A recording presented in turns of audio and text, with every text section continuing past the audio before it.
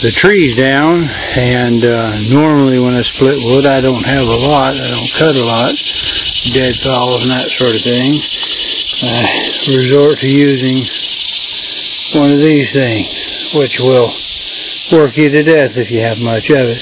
Actually, it's not too bad for dry wood, but the catch-22 is when you cut wood, you need to split it so that the grain is exposed, so that you can get more air to it, so it'll dry quicker. So, thing is, like I say, depending on the species of wood, this right here is a shingle oak, which is known for splitting pretty good when it's dry. When it's green, it doesn't split so good. Look here. See how that furs up on you? Splits up on you. I don't know if the texture shows real good, but a green wood will do that. A good dry wood will split. So anyway, got a new gadget to kind of take the place of this. I bought down at Northern Tool. I went to TSC first to look at Swisser's brand. And so went to Northern Tool, and in typical style, the first one I bought was no good. Well, they flew it all out all over everywhere, and ended up having to take it back. But the way these things work, and they're pretty decent, I think. Well, of course I think. I bought one of these things for this purpose, but they don't take electricity. They don't do a lot of work. Yeah, like a gas-powered or hydraulic one would. But you don't need electricity for them either, and most of the electric ones cost you quite a bit of money, and they don't actually have much splitting capacity. In fact, if you look at them, almost everybody's splitters are done in terms of dry wood. Well, again, dry wood is not hard to split, so you need to split it when it's wet, green. So here, the first thing I did is end up having to cut all the wood twice. Because when I first cut it, I cut it about 20 inches, which will fit my my fireplace, but won't fit this particular splitter, which is only 18. So, the way this thing works, come up here, I've just got it strapped onto the four-wheeler, works pretty good that way.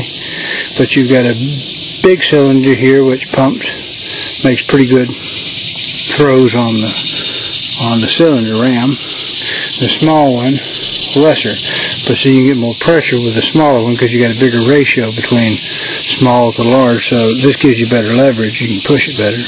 This one right here will give you a bigger throw per pull. So if you don't have much pressure, you can actually pull them together in unison like this. See how it's moving that? Of course, it's already split at this stage.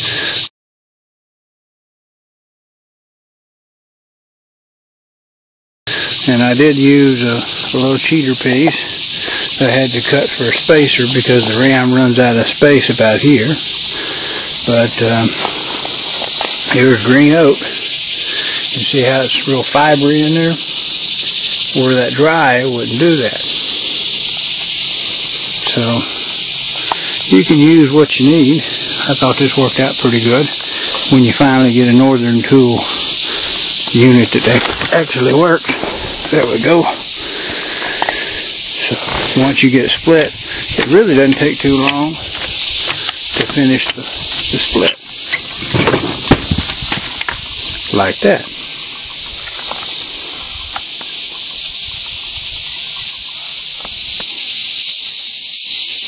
Now right there is some green wood. And like I said earlier, in an earlier cut, when you look to buy a lot of these small home electric jobs, you'll notice they'll say, oh, cuts up or splits up to a 20-inch log or 6-inch diameter or something like that. You need to pay real close attention that they always specify dry wood, because green wood is just a heck of a lot harder to cut and split. See how them little fibers want to hang on in there? Not all wood splits the same. This is a shingle oak. It actually splits pretty good. But you can see where you need raw tonnage tonnage is what you need to split green wood. Now I've already got this one split, and see what happened is I started out before I bought this splitter cutting on 20 inches long, which works good for a 24-inch fireplace. But then this only splits 18 inches, and that left with the dilemma, so I ended up cutting it down. Looks more like stove wood.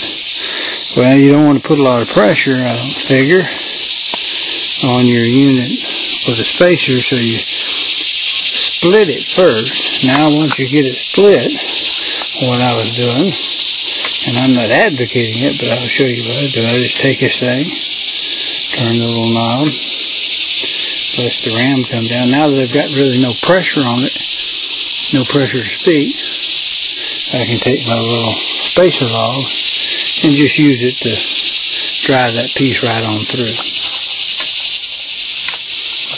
Now see, it's already split. I'm able to use both of the pistons because there's really no pressure on it, and really drive that last little bit of the way. Well, if I had to try to put some arm power and mojo power, I'd probably wear myself out. But see, there's really no pressure hydraulically, no real pressure to speak of wood-wise. And I don't really have a danger of it little baby log come back here popping out and smacking me in the head and killing me and knocking me out, you see. Now you see this piece right here? Don't ever try to put a spacer in a big tough piece of wood like this. This piece has got where a limb came off,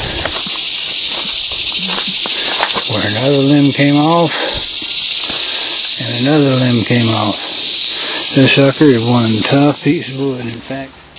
Now this is the piece that just came out of the log splitter. The 10 tons wasn't enough to split it. I got a little piece off the back where the lightning hit it and where it was fairly straight grain to start out with. But remember, this piece had several limbs coming off of it. In fact, it's laying on the face of where the biggest limb was. There's a small limb right here that was on it as well. And you see it's coming off right there. And it's where we get multiple limbs together at one time on a tree that we end up with this unique cross graining effect. See, this has been sanded smooth, and I did use some olive oil to bring out the grain a little bit so they show up on camera. But these have the natural grain of the one wood going this way, and you have the effect of maybe that limb being on the other side, kind of making these little ridges. And what it does is it just brings out that natural cross graining. If we had taken and saw this wood this way into boards this way, well, we'd have the natural grain looks like this way, and those nice dark tiger stripes going that way, you see. And that's why maple is real good about producing this type of pattern. But there's only so many parts on a maple tree where you have limbs coming together. In a place like this, it's going to be big enough to get a piece of wood large enough to book match into a guitar top. And that's why your flame tops are going to be more expensive. There's just only so much part of the tree that's going to produce this type of grain. Well, there's the tree. All we took out of the woods was all we're going to keep.